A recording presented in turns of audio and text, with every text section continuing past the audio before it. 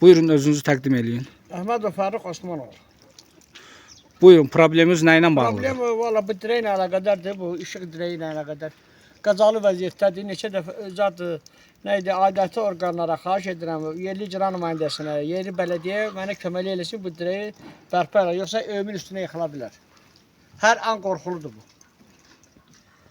Xahiş edirəm bir tədbir görsünlər. Bu vaxta qədər hər hansı bir təşkilata... Yox, xeyr, eləməmişəm, amma yəni birinci dəfə eləyirəm, yəni çox güman ki, eşidərlər də bizim sözümüzü. Təşəkkür edirik. Sağ ol, çox sağ ol. Allah köməyin olsun səndə, yəni.